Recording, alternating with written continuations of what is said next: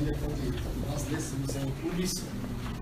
Primeira carta de Paulo a Timóteo, capítulo 3, versículos 14 a 16.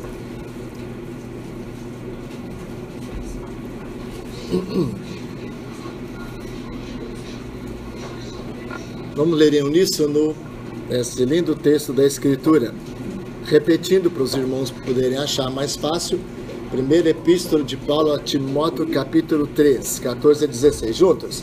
Escrevo-te estas coisas, esperando e ver-te em breve, para que, se eu tardar, fique ciente de como se deve proceder na casa de Deus, que é a igreja do Deus vivo, coluna e baluarte da verdade.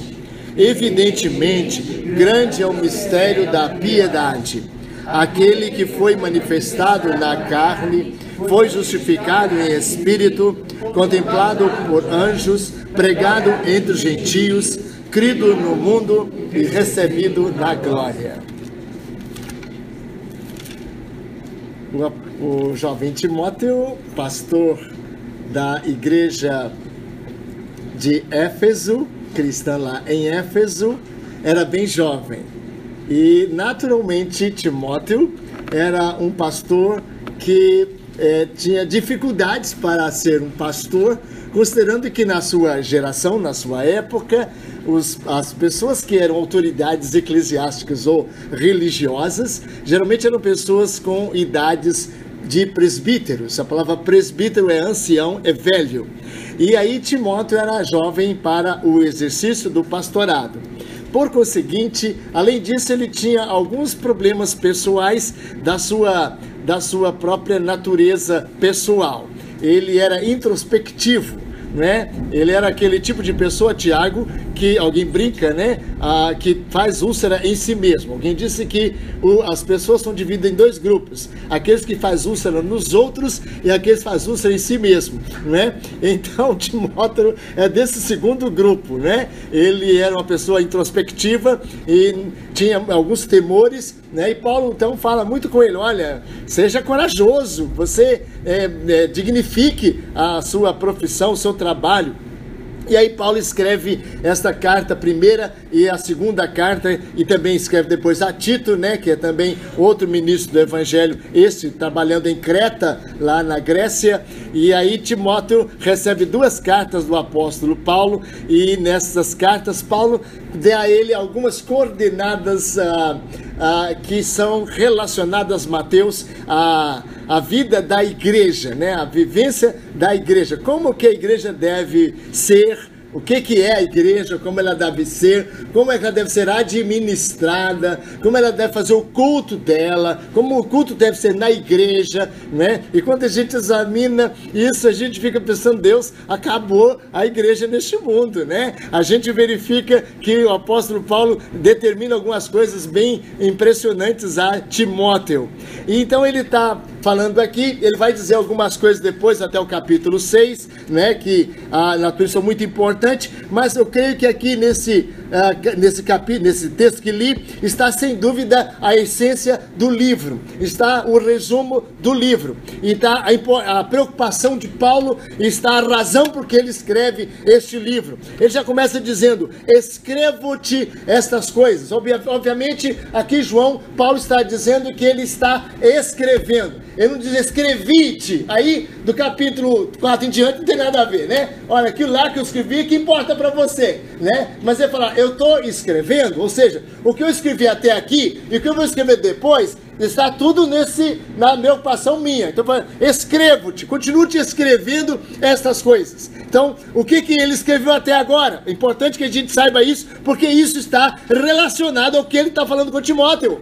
Eu te escrevo estas coisas. Mas que coisa você escreveu, Paulo? Então você vai voltar lá atrás no capítulo 1 e você vai ver como que o apóstolo Paulo vai dizer a Timóteo, escrever a este pastor, a este servo de Deus que está em Éfeso e que precisa de fazer o seu ministério, porque lá em Éfeso tinha pessoas que não estavam concordando com a sã doutrina, e foi a primeira preocupação dele: ó Timóteo, você deve preocupar primeiro de todas as coisas com a doutrina. Irmãos, Essa é a coisa mais importante da vida de um pastor. Essa é a coisa mais importante na vida de uma igreja. É a doutrina.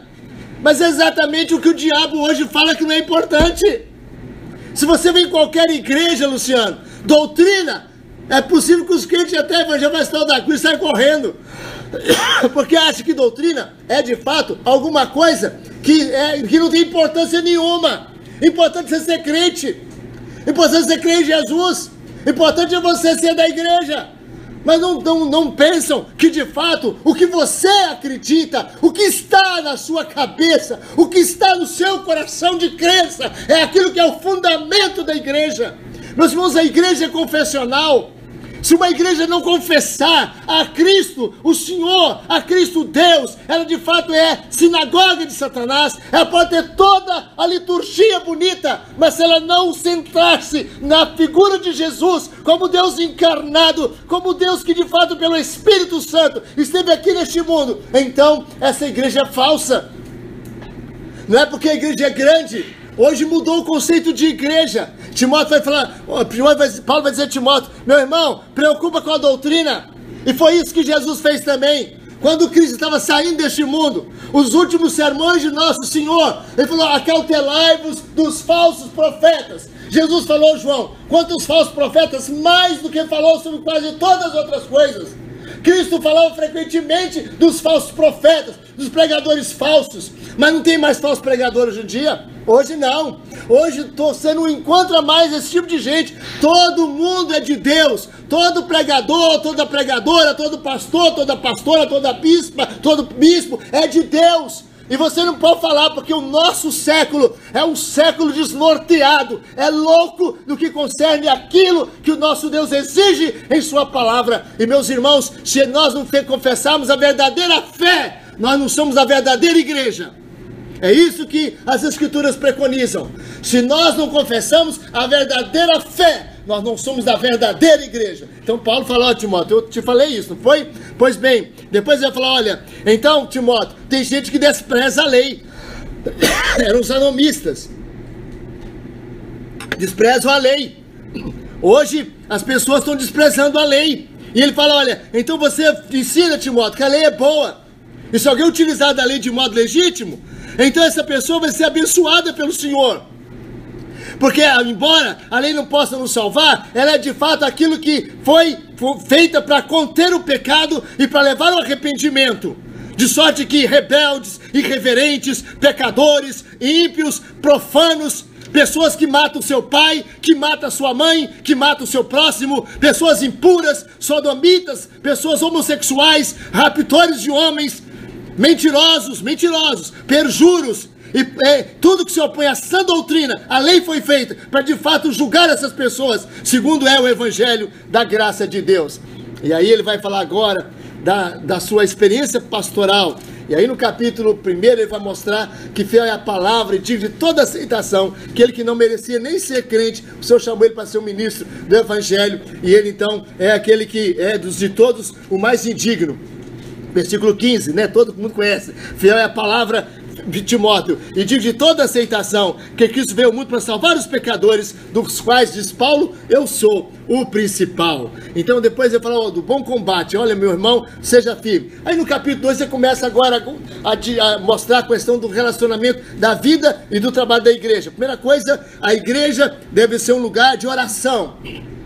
Oração. Antes de tudo, eu exorto que a igreja seja um lugar de oração. Irmãos, a gente percebe hoje quanto que a igreja despreza a oração. Porque se o Satanás não gosta que ele tenha dinheiro, eu acho que antes disso até, a Satanás não gosta que ele já ore. Irmãos, como é difícil orar, como é difícil buscar o Senhor, como é difícil exercitar, ó meus amados, a vida de oração. Porque o diabo sabe que não tem poder maior, que não existe maior força para nós, que não tem maior graça para nós, senão a oração. É pela hora, se nós nos dobrarmos nossos joelhos, e se nós batermos a luta com o nosso Deus, a todas as coisas, o Senhor Jesus prometeu que haveria de atender-nos, que haveria de responder-nos, que haveria de abençoar-nos, que haveria de atender-nos mesmo, segundo a sua palavra, segundo o seu nome santíssimo. Então Paulo fala a Timóteo, então Timóteo, põe a igreja para orar. porque isso é bom diante de Deus. Ore pela nação, ore pelos que estão investidos de autoridade. Hoje, certamente, alguns irmãos não puderam estar aqui na igreja, porque certamente estava lá, né, na manifestação, não é verdade? É uma coisa cívica, obviamente, inteligente, muito importante. Mas, meus irmãos, olha, eu até escrevi há poucos dias, eu não sei, as pessoas, sabe, elas estão pondo a esperança delas no nada. No nada. Tancredo levantou o Brasil pelas diretas já. Porque era direta a salvação nacional. Temos que eleger o nosso presidente. Temos que eleger. Elegemos. Li um relatório da Miriam Leitão, que enfrentou o exército e que fez... Ela é filha de pastor presbiteriano. Enfrentou o exército e não sei o quê. E desgastou tudo. E fugiu e apanhou. E hoje ela está pedindo perdão ao Brasil porque ela fez. Pedindo perdão ao Brasil porque ela fez. Enganada. Enganada. Nós podemos, irmãos... Eu não estou dizendo, não sou contra a manifestação, absolutamente. Eu só acho que quando nós somos com a nossa esperança nessa coisa, nós evangélicos, vamos para a igreja, não para a pessoa do mundo, faz o que quiser. Eu estou para você, meu irmão. É triste a gente ver que pessoas têm coragem de ir para a rua, no domingo, no dia do Senhor, deixando o culto de Deus. Porque está crendo que o seu grito vai poder mudar este mundo, e não muda nada. O que muda está aqui. A palavra do Senhor fala: eu exijo, Timóteo, eu peço, Timóteo, que antes de tudo vocês orem pelos que estão governando. Vamos dobrar o joelho, igreja. É isso que o Senhor promete para a gente. É isso que Deus garante para nós, meus irmãos. E quem pensar diferente está enganado, porque não vai adiantar. Muda esse governo, como está mudando. Já mudamos, colocamos Collor. Vamos votar para presidente. Oh, maravilha, Collor. Depois daquele abismo, aquela decepção. Brasil coloriu de vez em mais para expulsar Collor. Aí vem outro. É assim que vai. Eu não estou sendo pessimista. Estou mostrando a vocês, irmãos, que nós precisamos valorizar o que tem que ser valorizado. E Paulo vai dizer: olha, a igreja tem que passar para a oração. Depois ele fala: a igreja também tem que cultuar. Versículo capítulo 2, olha aí. Mas para cultuar tem que ter procedimento correto no culto. Ele fala assim: olha, primeiro os homens quando forem orar, eu quero que eles levantem as mãos santas, sem ira, sem animosidade.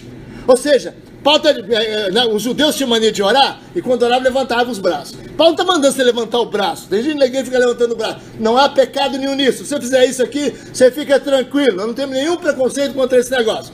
Absolutamente. Nós só achamos que você não deve colocar isso como regra litúrgica, como prática litúrgica, como necessidade litúrgica, porque a Bíblia não fala assim. O que Paulo está dizendo assim: eu quero que os homens oram, e orem. Agora, não é levantar a mão, significa orar. Ora em todo lugar, levanta a mão santas. Paulo diz: olha, que esses homens que oram têm a vida santa. Isso aqui que está falando. Sabe por quê? Quando você ora e você não está com a vida santa, você não ora, você blasfema. Você não ora, você provoca Deus. Porque Deus fala que Ele abomina a oração do ímpio. Ele abomina. Se você quer orar, a primeira coisa que você deve fazer, Calvino dizia em Genebra, antes de você dar oração, é até do louvor. A gente manda louvar antes, todas as coisas começam a oração louvando. Ele vai: ore confessando primeiro. Confesse primeiro, acerta primeiro. Fala: Jesus, perdoa-me, purifica-me com sangue. Agora Ele pode me escutar, eu te louvo, te exalto, te peço, te aclamo, peço. Quer dizer, e é verdade isso. Irmãos, nós temos que lembrar que Paulo fala: levanta as mãos santas, sem ira, sem animosidade. Brigou com a esposa, está agora aqui? Está de mal com a mulher? Então, olha, está fazendo uma coisa perigosa. Perigosa. Porque nós precisamos de estar em paz. Levantar as mãos sem ira.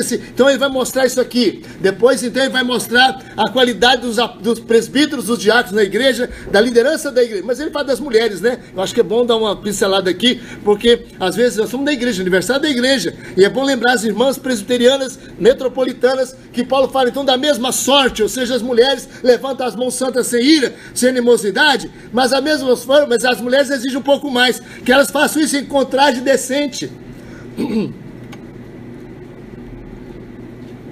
As mulheres sempre têm a tendência natural, isso é da sociedade, né? E as irmãs também não estão fora do mundo, coitado. Estão neste mundo. E se você está no mundo, o negócio não é brincadeira, não é verdade? Você está sofrendo contingências aqui do mundo. As meninas crentes vão casar, não é assim, Fabiano? né? Olha, né? Eu não esqueço que uma irmã da nossa igreja tinha acabado de casar, tinha uns 4 meses de casada, foi num salão, e a moça do salão começou a elogiar: não, você é muito linda, nossa, você tem um corpo muito bonito, não sei o que e tal, mas você tem que mostrar isso para você casar, senão você não vai ficar sua titia e tal. Acabou com a pobre da irmã da igreja, porque estava com a roupa decente, né? Acabou. Aí quando ela falou bastante, a irmã falou assim: não, eu já sou casada, graças a Deus me casei. A mulher ficou toda quadrada, ela falou que a mulher cristã que anda de maneira bonita não é casada, não se casa. Irmãs, vocês têm a tendência, a tentação, é natural, a tentação, né, de seguir o padrão do mundo. O padrão do mundo é o quê? A exibição do corpo, entende? Chamar para o corpo, a sensualidade, né? Não que a sensualidade seja um pecado, porque Deus colocou vocês, as mulheres, e a sensualidade é graça que Deus lhes deu, mas é preciso que isso seja utilizado da maneira apropriada, para a glória de Deus, de maneira que de fato haja decência. Então Paulo dá a mesma sorte que as mulheres em traje decente. Então vindo à igreja com trajes indecentes não é bom, não é verdade? É um perigo, entende? Você pode provocar seu irmão pode pecar, entende? Porque olha você, olha a sua roupa, quem sabe não com aquela compostura que devia, e a tentação do homem é pelos olhos. Então é necessário que a mulher... Então Paulo está falando tudo isso aqui. Depois vai falar então agora da necessidade da bênção dos líderes da igreja serem modelos, serem exemplares, tanto presbítero quanto diácono. Se você é diácono, é presbítero, você tem que lembrar a responsabilidade séria que Deus coloca sobre você. Quando eu olho isso aqui, eu penso: Deus, tem misericórdia de mim. Não há ninguém que encaixa aqui, Dimas, ninguém que encaixa, Demetrios, ninguém aqui, Miranda, que encaixa, às vezes, nessa conjuntura ad totum aqui, porque nós somos falhos, mas nós temos que lutar para a irrepreensibilidade, para uma vida santa, de maneira que a igreja veja em nós, não apenas pessoas que estão na direção da igreja, mas santas pessoas, pessoas que são inspirativas, são pessoas tementes, que amam o Senhor, que amam a sua obra, que investem na sua obra a sua vida. Então, meus irmãos, é muito importante. A liderança da igreja é a alma da igreja. Se o presbítero não vem nos cultos, a igreja não vem nos cultos. Se o diácono não vem nos cultos, a igreja não vem nos cultos. Porque a gente segue a liderança. João, você lembra de Marcelo Werneck que o Labão tinha um genro chamado Jacó? E diz que ele foi para lá porque achou Labão, né? Labão. Mas Labão, o que faz Labão? Labão, que é sogro de Jacó, ele explora Jacó. E aí Labão falou assim: olha, a partir de agora, o seu salário vai ser as ovelhas listradas. Aí Jacó pega umas varas, põe lá diante das ovelhas, e as ovelhas começam a parir ovelhinhas listradas. E aí começa a crescer, Marcos, começa a crescer muito o rebanho de Jacó. Aí Labão falou: não, tá bom não, porque Labão já era judeu, já tinha sangue judeu, né? Não, você está ganhando muito, eu tenho que ganhar também. Então agora é o seguinte: as malhadas que são suas e as listradas vão ser minhas. Aí tira as varas, aí começa, aí Labão fica muito rico, porque ele faz essa artimanha. Aí eu me lembro que li um pregador que disse: olha, assim é a igreja. Helena, a igreja é assim: se você põe vara listada na frente, a igreja fica toda listada. De acordo com o pastor, é a igreja. Que pena de vocês, eu fico desesperado, tem hora, meu Deus, tem misericórdia, arranja um pastor para a metropolitana. Porque, de acordo com o pastor, é a igreja. Se o pastor é uma pessoa nervosa, tensa, agitada, agressiva, todo mundo fica agressivo dentro da igreja, todo mundo fica agressivo. É igual loja, não é? Você viu na loja? Você chega numa loja, você conhece o gerente, antes de chegar no gerente, você já conhece. Que a Helena me permita entrar nesse ramerrão, que ela é muito cientista nisso aí. Mas é assim que é, entende? Você chega na loja, pela pessoa tá ali no caixa, você vê como é que é o gerente. Se a pessoa, oi, tudo bem, como vai? Aí você fala, quer falar com o gerente, oi, tudo bem, como vai? Né? Agora, se o caixa dá nervoso, e tá lindo, não sei o que e tal, e erra, ele errou, você vai começar, o gerente já vem aquela fera. É incrível como que as comunidades, Tiago, refletem a liderança. E Paulo está dizendo, olha, a igreja é o reflexo da liderança. Então nós presbíteros temos que ser homens de oração, leitura da palavra. E meus irmãos presbíteros, meus irmãos diáconos, viu, Tiago, querido? Se a gente não fizer isso, meu irmão, nós vamos correr um risco seríssimo diante do Senhor Deus. Porque não é por causa da igreja que eu devo ler a Bíblia, orar, ser homem de oração, ser homem santo. Não é por causa da igreja, não. É por causa do meu Redentor, o Senhor Jesus. E a igreja vai olhar para mim e vai refletir isso na sua vida também. Se o pastor é um homem que preza a Escritura, que preza a palavra, o povo de Deus vai fazer isso. Se ele preza a piedade, a responsabilidade, a igreja vai fazer isso. Então, irmãos, é muito importante, e Paulo vai falar isso. Terminou sobre isso? Paulo vai falar algumas coisas depois também. Ele vai dizer que o Espírito afirma que nos últimos dias vai ser dias difíceis, como nós estamos experimentando. Ele vai exortar a fidelidade de Timóteo, vai sobre as viúvas, como é que elas vão viver. Depois, algumas coisas dos presbíteros que falharem, vacilarem, como fazer. Depois dos servos dos senhores, e aí ele vai para o final. Mas ele fala, escrevo-te, portanto, estou escrevendo agora, eu estou escrevendo, eu não parei de escrever, não vou escrever só depois, eu estou escrevendo para você tudo isso. Por quê? Olha só, agora volta no 14 aí, 3,14. Esperando e ver-te em breve, para que se eu tardar, fique ciente como se deve proceder na casa de Deus, que é a igreja do Deus vivo, coluna e baluarte da verdade. Eu falo, Valéria, ele está dizendo o seguinte, olha, Timóteo, é tão importante a igreja, mas é tão importante tudo na igreja, que como eu não sei se vou encontrar você muito cedo, eu já estou te escrevendo, para que você já antecipadamente sabe como é que funciona a igreja, como é que a igreja é, como é que vive a igreja. Então está vendo só a importância da igreja? Paulo ia encontrar com Timóteo, eu espero você ver você em breve, mas olha, pode ser que eu vou tardar, então se eu tardar, Miranda, você já está sabendo como é que procede na igreja. Está vendo como é que é importante? E eu digo aqui, meus irmãos, que a primeira coisa importante aqui é essa palavra aqui, que é como se deve proceder na casa de Deus, que é a igreja de Deus, do Deus vivo, porque os tempos daquela época, as igrejas daquela época, eram a igreja de Deus mortos, de ídolos, e Paulo fala, olha, eu quero que você saiba como proceder. A palavra proceder aqui no original é o que você acredita, que você pratica.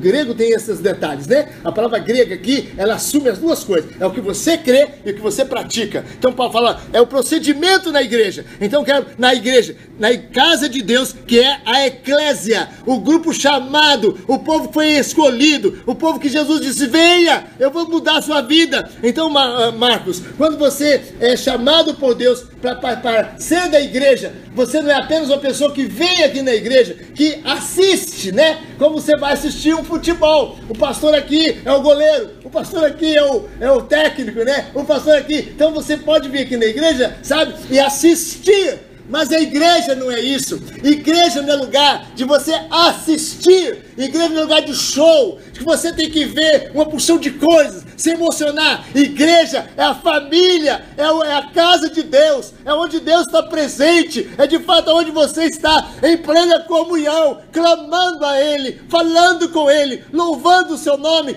e se identificando com Ele. E mais ainda, Dimas, e mais ainda, Luciano, aqui você é exposto diante de Jesus, Clóvis, Olga, diante de Jesus, e quando o pregador põe Jesus aqui na frente, aquelas varinhas, lembra de Jacó? Então, se o pregador coloca Jesus aqui na frente, e você teve um encontro com Jesus, e você viu a Cristo na pregação, a sua vida vai ser moldada em Jesus, você vai ser semelhante a Jesus, e é isso que é a igreja. Igreja é o lugar onde você é moldado a ser como Jesus foi. Por isso o pregador tem que exortar, tem que às vezes usar a disciplina, usar a vara, e usar também, pela graça de Deus, o conforto, usar o cajado, para que os irmãos não só apanhem quando precisarem, mas sejam confortados quando precisar também. Igreja é um povo que foi escolhido, é um povo que foi chamado. Meus irmãos, não é qualquer coisa que a igreja não. Tem lá, essa igreja, a igreja pentecostal, a igreja presbiteriana, não sei o que lá, e você fala, a igreja não. Tem que conhecer, tem que saber o que ela prega, o que ela anuncia, o que é que ela acredita. Irmãos, como é terrível as pessoas confiarem a sua alma, irmãos, em coisas que eles não conhecem. Que perigo! Nós não fazemos isso com o nosso corpo. Fazemos, Miriam? A gente faz isso? Miriam, você vai fazer uma consulta no médico essa semana? Você marcou a consulta, você entra no consultório médico, como eu falo aqui às vezes, está sentado ali esperando o médico te atender. De repente a pessoa senta do seu lado e fala assim, aquele diploma ali é falso. Você já pagou a consulta, moça? Senhora, você já pagou a consulta? Que desespero você vai ficar? Entende? Eu vou entregar meu corpo O problema que eu estou experimentando é no meu corpo. Agora, para uma pessoa que não tem competência, que não é formada, que não é habilitada para poder me dar um remédio, vai me matar. Eu vim aqui para poder ter vida, essa pessoa vai me matar. As pessoas não vão. Eu quero ver você entrar no avião. Quero ver. E aí você está lá esperando ali para embarcar. E aí alguém fala assim, olha, o voo número tal vai ser a primeira experiência do piloto Helenice. Entende? Ele nunca voou com essa aeronave. Você vai experimentar agora um piloto novinho, que vai ser a primeira viagem. Você vai entrar naquele voo. Você vai ter coragem de colocar o seu corpo dentro daquele avião. Irmãos, enquanto que isso acontece, Antônio, que a pessoa tem maior cuidado com o corpo dela, não tem cuidado com a alma. As pessoas entram numa igreja, meu irmão, sem saber o que a igreja acredita, o que a igreja confessa, o que ensina. As pessoas entram mais pela sabe, emoção, pelo carisma do pastor. Ele é um cara de Deus, porque ele fala, e você é de Deus. Que Deus, entende? Quem fala bem, né? Quem tem boa palavra aí, Augusto Cury, entende? Quem tem boa palavra aí, é Paulo Coelho, esse porque faz essa autoajuda, entende? Que não tem nada a ver e que é dos instrumentos do inimigo para botar confiança em você, por você mesmo, muitas vezes. Enquanto que o evangelho é outra coisa, entende? Meus irmãos, aí precisa ter cuidado. Quanta pessoa não tem cuidado? Paulo fala assim, olha, é a igreja do Deus vivo, e é do Deus vivo, e um Deus vivo é um Deus que você sabe que é um Deus que age poderosamente. O escritor dos Hebreus disse, perigosa coisa é cair nas mãos do Deus vivo. Lembra disso? Lembra disso? O Deus que é vivo, irmãos, é um Deus que age, é um Deus que pesa a sua mão. Se você brincar, você pode saber, ele não vai, de Deus não se zomba, de jeito nenhum. Deus não vai, com a graça dele e o poder dele, ele não vai suportar que você despreze, para o seu bem, para o seu bem. Deus não vai suportar o seu desprezo dele, para o seu bem. Porque quando você tem temor de Deus, Mateus, a sua vida será uma bênção, meu irmão. Mas quando você perder o temor dele, a sua vida vai ser uma tragédia. É para o seu bem que ele põe a mão. E não brinque com ele. Sabe, André, nós somos jovens crentes, meu irmão, e nós temos que vigiar os nossos olhos. Seu pai e sua mãe não estão em casa, não estão lá dentro do seu quarto, mas o Senhor está lá, o Deus vivo está lá dentro, e você pertence ao Deus vivo. E o Deus vivo não permite que você possa usar os seus olhos para também sujar a sua alma. Então você vai ter que ter luta com o seu Deus, pedindo ao seu Deus graça. É o Deus vivo. Esse Deus vivo, e essa igreja que é a igreja do Deus vivo, ela é coluna e baluarte da verdade. Aqui, Judson, é maravilhoso que Paulo lembra de coluna, né? Porque em Éfeso, o Demétrio, você lembra que tinha o famoso templo de Artemis, a Diana, deusa dos Efésios. Era um templo majestoso, de uma extensão impressionante, mais de 80 metros de frente, e tinha 127 colunas de mármore. Ao término das colunas tinham cachos de ouro, feito de frutas de ouro, entende? Colunas de mármore, lindíssimo. Era uma coisa portentosa o templo de Artemis. As colunas magníficas. Em Éfeso, eu andava na rua de Éfeso, havia aquelas colunas, entende? Feitas de mármores, às vezes douradas, e em cima o busto de um imperador, né? A coluna mostrava, evidenciava a importância de alguma coisa. E Paulo fala que a igreja é a coluna da verdade, é a coluna e o baluarte da verdade. Ou seja, a coluna, aquela coisa magnífica, representa a igreja, mas o que está sobre a igreja é ainda mais glorioso. A coluna é impressionante, mas mais impressionante é o que a igreja sustenta, que é a verdade. Irmãos, eu falo que aqui tem tudo de importância. Igreja, verdade. O que é verdade? Né? A verdade é tão desprezada, a verdade hoje é tão achincalhada. As pessoas hoje creem que a verdade é uma coisa subjetiva, Eneida. Hoje é assim, você vai falar de verdade, eu tenho a minha, você tem a sua. Entende? Eu tenho que respeitar, você respeita a minha. As pessoas são individualistas. As igrejas estão assim, Miranda. Você observa, igreja presbiteriana tradicional tem banco. Vocês não sabem que isso tem um aspecto teológico. Quando a gente escolheu bancos aqui, foi discutido isso no conselho da igreja.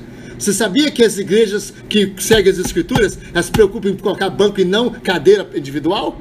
É engraçado. Você sabia? A gente não imagina isso não. É mais econômico ter uma cadeira individual. Mas você sabe o que a cadeira individual transfere a ideia? É o seguinte, eu vou sentar aqui, esse aqui é meu espaço. Você fica ali, eu fico aqui. Você está ali, eu estou aqui, você entendeu? É o meu espaço. Entende? A pessoa não encosta. Porque você, Liana, não deve encostar nela não, viu? Sabe? Porque se você encostar, ela fica chateada. Mas tem que ficar mesmo. E se ficar, é bom que fique, vai perdoar. E vai aprender a perdoar. Agora, eu sou eu. Entende? Eu me casei, mas eu vivo a minha vida. No Rio de Janeiro tem casamento individual. A mulher mora num apartamento, o marido mora no outro. Fim de semana encontram. Entende? Esse é o cerco da loucura. É o cerco da loucura, do individualismo. Então o pastor que quer uma igreja que cresce muito, João, ele não põe banco não. Porque eu vou sentar lá, vou encostar no fulano, né, Rafael? Vou encostar na Beltrana. Não, não vou fazer isso. Tá entendendo? Porque o individualismo está controlando hoje. A verdade é minha só. Não é do corpo, não é da crença. Então isso está acontecendo. Por incrível que pareça, vocês podem achar que eu estou, assim, até, como é que fala, navegando na maionese, eu estou desamorando. Você pode pensar nisso, mas a verdade de quem estuda é essa. O individualismo hoje está tão forte que a gente não percebe os detalhes, onde, de fato, hoje as pessoas têm a sua verdade, são elas mesmas, entende? Casam, quer continuar, né? Ele casou, né? Assim, Fafá, né? Eu tenho certeza que não é isso com o Tiago, mas quantas vezes acontece, a pessoa casa, mas quer continuar a vidinha dela, entende? Casa, mas a vida dela, maridos tem alguns acessos de algumas coisas, mas outros ela não permite, entende? Não existe mais aquele um corpo, entende? Uma só alma, um só sentimento, quer dizer, não existe mais. Nós estamos vendo, e a igreja está vivendo isso também, a igreja está vendo isso, as pessoas não têm compromisso, são tão autênticas, são tão individuais, que quando um crente chega para mim na porta da igreja, reverendo, olha, eu estou indo para outra igreja, eu já me sinto um privilegiado lá do céu. Porque, na verdade, o que acontece? Sabe o que, Tiago Abras? Sabe o que, Cláudio? Sabe o que, Alice querida? E aí, Irene? Sabe o que acontece hoje? A pessoa some da igreja, quando você descobre, já está na outra igreja, está mesmo da outra igreja. Você nem sabia. Porque, afinal de contas, eu sou a igreja. Eu sou a igreja. Eu quero ficar aqui? Fico. Eu não quero, vou embora. Eu não tenho que dar satisfação a ninguém. Eu não quero falar com ninguém, não vou falar com o pastor. É importante. É claro que você pode ter circunstâncias que podem levar você a ter dificuldades, mas o certo é que você procure.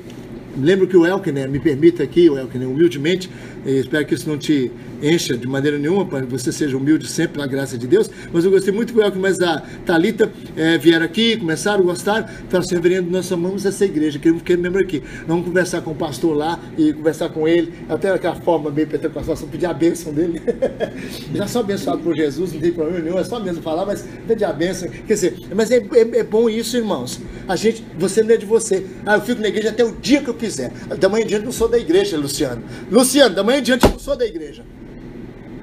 Não pediu transferência, tá rolado aqui, some daqui, desaparece daqui. E aí? É porque ele é a igreja. Não, ele não é a igreja. Talvez ele nem seja crente. Porque quando você é crente, você pertence ao corpo. Você pertence. Você é da igreja, a igreja é sua e você é da igreja.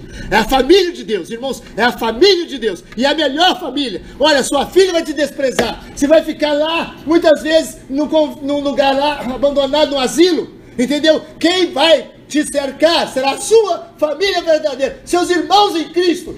Eles é que vão ter misericórdia de você muitas vezes. Às vezes seus filhos nem sequer vão aparecer lá. Quantas vezes eu já vi pessoas abandonadas em asilo, e a única conforto que tinham eram os irmãos da igreja, e nós temos que, irmãos, que trabalhar nisso. A igreja é a família, precisamos desenvolver isso, irmãos, desenvolver o nosso relacionamento, de maneira que eu seja importante para você, você seja importante para mim, porque nós somos membros do mesmo corpo. É importante tudo isso. Paulo vai dizer que essa igreja é a coluna e o baluarte da verdade, e ele vai dizer, então, evidentemente, grande é o mistério. E agora Paulo vai dizer, por que a igreja é importante? Porque ela trabalha com o mais importante de todos, que é Jesus. Mais importante. Observe agora que coisa linda aí. Por favor, pega aí. Versículo 16. Aquele que foi manifestado na carne foi justificado em espírito. Você lembra do contraponto, Luciano? Carne e espírito. Não é detalhe interessante? Mas se o espírito é que vai no alto, que está no alto, Valéria, diz assim, ele foi contemplado por anjos. Onde é que estão os anjos, hein, Fafá? Onde é que estão? Estão no mesmo nível do Espírito, né? Você vê o Espírito, Tiago? Você vê os anjos, Tiago? Não vê. não vê nem espírito, nem vê, porque são realidades espirituais. Mas carne não é realidade espiritual, carne é carne. Entende? Aquele foi manifestado em carne. Foi, diz aqui, justificado em espírito e foi contemplado por anjos. Agora, de anjos, o que acontece? Ele desce agora, né? Vai para onde? Para os gentios. Olha só, para os gentios. Agora, observe, os anjos estão lá em cima, e os gentios estão onde, Romilda? Cá embaixo. Essas são as nações. Os gentios são os povos. Observa, os anjos no céu, os gentios na terra. Outro contraste. Anjos e gentios, né? Mas se o gentios está aqui embaixo, observa o primeiro agora. Ele foi criado aonde? Onde é que está o mundo? Nos gentios, junto com o mundo. Observe que cadência interessante. Carne, espírito, anjo, gentio, mundo. Foi criado no mundo. Mas finalmente o que faz? Recebido aonde? Na glória. Sobe outra vez. Tá entendendo, Antônio? Começou na carne, termina na glória. Olha que lindo. Começou na carne, termina na glória. Mas entre a carne e a glória, Cristo desce na carne. Ele estava na glória. Ele desce e manifesta em carne. Ele é justificado em espírito. Ele é visto pelos anjos. Ele é crido no mundo, ou ele é pregado entre os gentios, ele é crido no mundo e ele é recebido na glória. Aqui está o resumo da história gloriosa do homem mais glorioso, o Deus encarnado, que mostra por que a igreja é importante. A igreja é importante, Joelma, por causa, Helena, de Jesus Cristo. É por causa de Jesus, Daniela, que a igreja é importante. Esse Jesus, é dito aqui que ele foi manifestado em carne. Você lembra o verbo se fez carne? É a segunda pessoa do Santíssimo que vira humano, que está aqui entre nós, né? Que assume a forma humana, né? A humanidade. Na verdade, Cristo é uma pessoa só.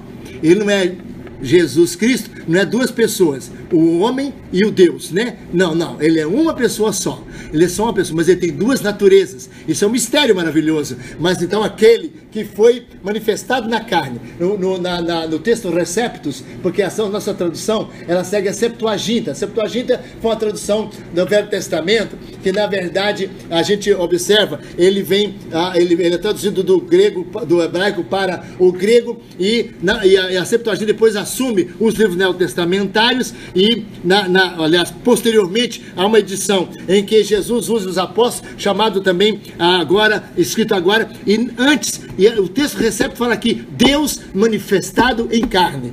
Aqui diz aquele, né? Aquele. Aí você fala, mas por que essa diferença, né? Alguma tradução fala Deus manifestado em carne. Mas tudo bem. Acontece que quando fala que aquele que foi manifestado em carne, pressupõe que ele antes não era carne. Então também é a mesma coisa. Então Deus, Jesus, Deus manifestado em carne. Ele então tornou-se carne. Ele aqui viveu, ele aqui comeu, ele aqui teve a sua vida comum, sofreu dores, ele aqui morreu, ele foi carne, ele se fez carne conosco, ele habitou entre nós, ele tabernaculou, ele entrou nesse tabernáculo que vai se transformar em pó. Ele também esteve aqui, ele assumiu a carne. Então aquele que foi manifestado em carne, aí diz assim, ele foi manifestado em carne, ele foi justificado em espírito. É muito difícil esse texto, mas eu creio que a melhor tradução é ele foi vindicado pelo Espírito. Porque quem olhava para Jesus falava assim, ali ele é um homem, só que quando ele operava pelo Espírito Santo, e o Espírito Santo vindicava, justificava que ele era Deus, atestava a divindade dele. E Jesus agora, ele é atestado pelo Espírito, ele é habitado, primeiro ele foi na verdade gerado pelo Espírito Santo, depois do seu ministério, ele recebeu a visita do Espírito Santo no batismo, e pelo poder do Espírito ele curava. Então ele foi também justificado em Espírito. Mas não só nisso, o Espírito fez ele sair dos mortos e ressuscitou. Então o Espírito vindicou a glória de Jesus e disse, ele é Deus. O Espírito atestou. João disse, eu vi o Espírito Santo descendo sobre ele em forma corpórea de pomba, porque o Espírito atestou, justificou, mostrou, evidenciou, autenticou e vindicou a sua glória como Deus verdadeiro. O Espírito acompanhou Jesus em todo o seu ministério. O Espírito esteve, e depois ele manda o Espírito. É ele que tem autoridade. Ele vai ficar na cidade até que do alto sejais revestidos de poder, e ele envia o seu Espírito Santo, Eneida, porque a igreja recebe o Espírito que vindicou a glória de Jesus. Todo mundo achou que ele era mero homem, mas o Espírito mostrou que ele era grandioso Deus, o Deus encarnado, o Deus conosco. Ele foi, portanto, justificado em Espírito. Ele foi contemplado por anjos,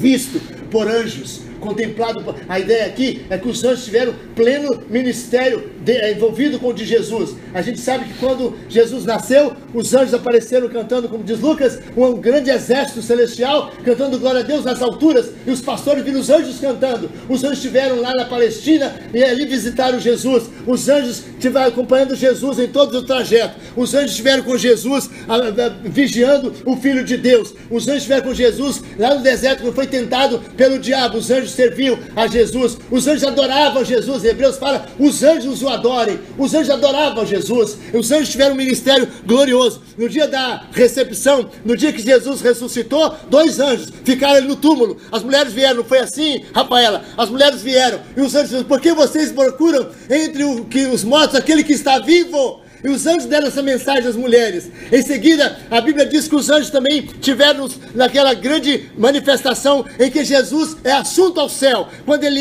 sobe ao céu, a ascensão de Cristo. Aí os crentes estavam olhando Jesus sumindo nas nuvens, como se um avião que subisse e fosse desaparecendo, ficando naquele ponto e de repente sumiu. E eles continuavam querendo ver a Jesus. Todos aqueles 500 irmãos que viram Jesus sendo assunto ao céu, eles continuaram olhando para as alturas. Cadê Jesus que estava com a gente aqui? Que solidão será nossa sem Jesus conosco? E de repente 2 anjos dizem, varões galileus, por que estáis olhando para as alturas? Esse Jesus que foi assunto ao céu virá do modo como viste subir. Então a gente vê que os anjos viram Jesus manifestar a glória. A Bíblia fala, João, que os anjos, Rafaela, estão aqui neste culto. A Bíblia fala que eles assistem o culto das igrejas. A Bíblia fala que os anjos assistem o culto na igreja.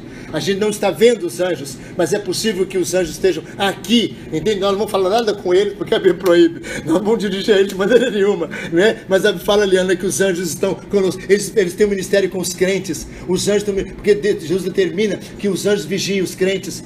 Quantas vezes a gente vê experiências que mesmo alguma coisa celestial aconteceu. E eu creio, irmãos, firmemente no ministério de Deus, dos anjos de Deus, que cuida dos crentes, dos seus filhos. Há experiências na vida da igreja de Jesus Cristo nosso Senhor, que mesmo o crente tem a plena segurança de que Deus estava ali atuando, que Jesus estava protegendo. Mas o ministério dos anjos são muito impressionantes e são muito claros, são impressionantes. Na Igreja Presbiteriana do Brasil tem histórias lindas de pastores, histórias impressionantes. Reverendo Matatias, quando foi evangelizar uma certa região, o pároco da cidade, muito com raiva dele, mandou um bandido que pudesse tocaiar numa tocaia, e quisia até matar aquele herege. Naquela época a coisa era muito séria, entende? E aquele bandido foi, Marta, e ele ficou numa toca aguardando o pastor vir. E ele falou assim, olha, ele anda num cavalo baio, assim, e ele sempre está de terno, andando, vendo assim, e quando ele aparecer lá, então você pode... Então ele ficou naquele lugar aguardando, ele não conhecia o pastor, ele ficou ali para atirar no pastor. E aí quando ele viu, o pastor vinha com uma porção de cavalos, as pessoas conversando e tal, e ele falou assim, cara, eu não posso mais, porque os outros vão vir juntos. Aí ele ficou quietinho, ele foi lá e falou, olha, não deu para matar, porque o cara veio com muita gente. Ele disse, não veio com muita gente, não, eu vi ele chegando aqui na cidade. Ele disse, não, ele veio com muita gente, veio muita gente com ele. Aí ele falou, sabe de uma coisa, ele ficou curioso, e foi lá conversar com o pastor.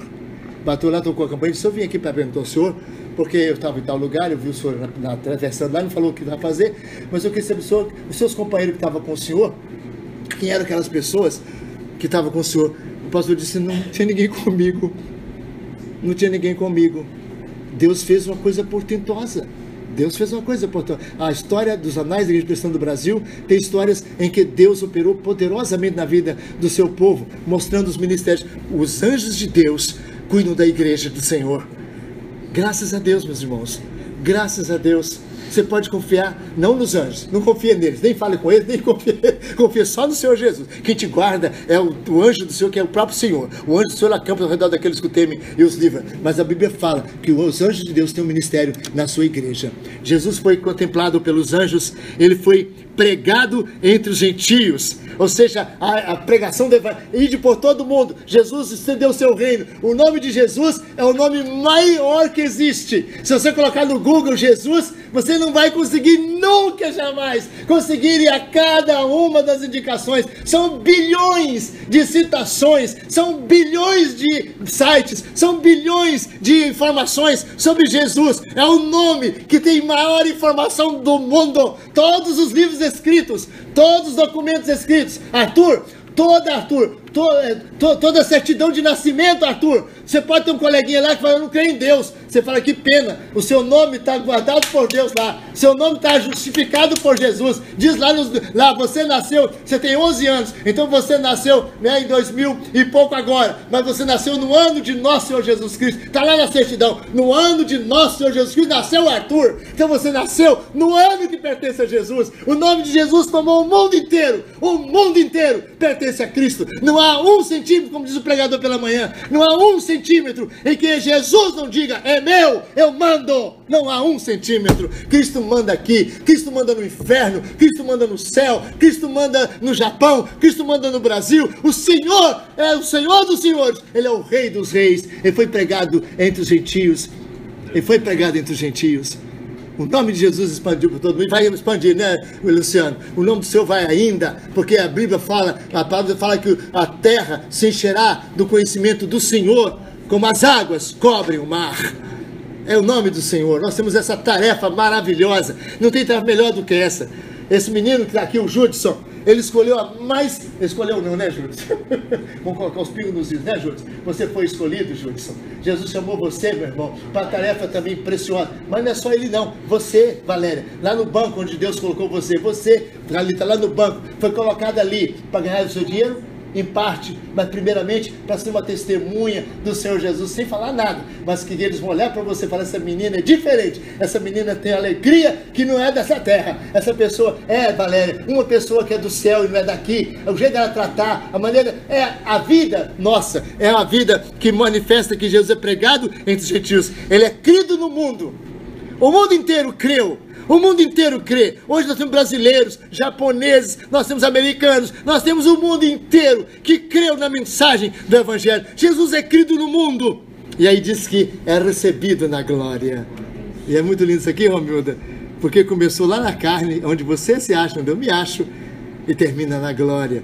Jesus começou mostrando que onde você está, Helenice, hoje, mas um dia você não estará aqui, minha irmã, você estará também na glória, porque Ele foi para lá te esperar. Ele foi recebido na glória. Nós cremos que Ele está sentado à direita de Deus Pai, Todo-Poderoso, Lourdes, de onde há de vir, minha irmã, para julgar os vivos e os mortos. Jesus virá para julgar os vivos e os mortos. Ele voltará. Está breve, está breve. Talvez eu vá antes dele voltar. Pode ser. Mas pode ser também, né, Helena, que Ele voltará antes de eu poder ir. Porque a Bíblia fala que a qualquer momento, Regina, nós iremos. E a qualquer momento, Regina, Ele voltará. O importante é estar preparado. Aquele que foi manifestado na carne aqui embaixo, ele foi justificado pelo Espírito, ele foi contemplado por anjos, e ele foi anunciado entre os gentios, e ele foi crido no mundo, ele foi recebido lá na glória. Jesus está lá como está aqui presente. Onde estiver 2 ou 3 em meu nome, eu estou no meio deles. Você é membro da Igreja Presbiteriana Metropolitana. Você não é de você. Engraçado. Primeiro você é de Jesus. Você vai estranhar o que eu vou falar, mas eu vou ser bem sério. Você é mais da igreja do que do seu marido. Você é mais da igreja do que da sua mulher, sabia? Você é do Senhor, a igreja é o corpo dele. Você é mais da igreja do que é de você mesmo. Você não é de você. Você não é aquele que escolhe a igreja, mas não, eu vou, sabe, essa igreja aqui. Não, para com isso. Isso é individualismo, isso está contaminando, isso é heresia que está contaminando o nosso século. As pessoas se autodirigir, dirigir sua vida, não é? Você faz o que você quiser, não é assim? Olha, você faz o que com o seu dízimo, você faz o que você quiser com a sua oferta, você faz o que você quiser com a sua vida, você é você, entendeu? Independente, não tem nada de igreja. Olha, você está fora da igreja, muito fora. Você está pensando que está na igreja, está fora dela há muito tempo. Porque a igreja, meus irmãos, é o corpo de Jesus, e fora da igreja não há salvação. Quando eu vi isso no seminário, Antônio, quase que eu escandalizei o Elkner. Eu aprendi quando era criança que a igreja católica estava errada e que falar fora da igreja não há salvação, para dizer que só a instituição da igreja salvava. Não é isso que nós cremos. A igreja não salva ninguém. Se você pensar fora da igreja não tem salvação porque a igreja salva, como a igreja católica pensa, está errado. A igreja católica fala que a salvação é a igreja que dá. É a igreja que dá. Mas não é. Só é Cristo quem dá.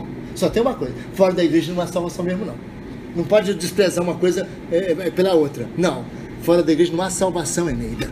Se a pessoa não tiver, minha irmã, filiada, sabe? Não só filiada, em comunhão. Tem crente, Werneck, some daqui. Nunca vem tomar a Santa Ceia. Nunca valoriza a ceia do Senhor. Precisa verificar. E nós temos que zelar. O conselho tem que ficar atento. O conselho da igreja tem que ser mais zeloso. Tem que estar atento. A semana passada o conselho reuniu e vai bater carta para muita gente aí. Nós vamos chamar muita gente a regular, se Deus quiser. Porque nós não podemos permitir que o diabo vai destruir essas pessoas. Então nós temos que usar a nossa autoridade que Deus nos deu para ajudar essas pessoas. Se você é cristão e bíblico, vai concordar e vai afirmar. Se você não for, Deus te cuida de você. Vai procurar seu caminho de viver independente, como palha que o vento dispersa. Agora, se você é da comunhão, você está na casa de Deus, você é membro do corpo de Cristo. Você tem que dar resposta ao seu pastor, resposta ao conselho, resposta à comunidade que você pertence, porque você não é de você, você é do corpo de Cristo. A igreja de Deus, que é, como Paulo fala, a casa de Deus. Entende? Coluna e baluarte da verdade. Vamos orar. Senhor, nós precisamos muito do Senhor para ser igreja do Senhor. Precisamos muito do Espírito Santo para ser igreja do Senhor. Pai, nós precisamos do Senhor para receber essa salvação que o Senhor deu gratuitamente no sangue do Teu Filho. As pessoas que estão aqui, Senhor, primeiro creem em Jesus, ouve a Tua palavra, é crido, Jesus é crido no mundo, essas pessoas creem em Jesus e diga, eu creio no Senhor, porque Ele é o meu Salvador, morreu por mim. Em seguida, essas pessoas são batizadas, porque quem crê e for batizado é salvo, e entra na casa de Deus, que é a igreja de Deus vivo, coluna e baluarte da verdade. Pedimos, Pai, que o Senhor abençoe a nossa igreja, a igreja metropolitana, Pai, que precisa de pessoas comprometidas, pessoas que paguem o preço de serem da igreja, pessoas que paguem o preço do Senhor de pertencer, estar aqui com a gente, de, ó Deus, viver com a gente, sofrer com a gente, pessoas que não têm medo, Deus, de ser criticadas, de ser vigiadas, de ser assessoradas, pessoas que estão expostas e que também ajudam seus irmãos na caminhada, que oram com eles, que advertem a eles, que aconselham a eles, que essa igreja seja uma comunidade, uma família, Senhor, em que as pessoas se amam e se juntem, e que junta caminho para o céu, onde viveremos eternamente com o Senhor, aí na glória para onde o Senhor foi. Fica conosco e abençoa a nossa igreja, que hoje, Deus, nós temos a alegria de ver comemorar o seu 6º ano, e que muitos anos venham pela frente até Jesus voltar, Pai. O teu povo reunido, o teu povo fiel, o teu povo, Senhor, que segura, o teu povo que é comprometido, o teu povo, Deus, que, ó Deus, garante o nome de Jesus neste mundo, conforme o poder do Espírito Santo. Nós oramos em nome de Jesus, amém.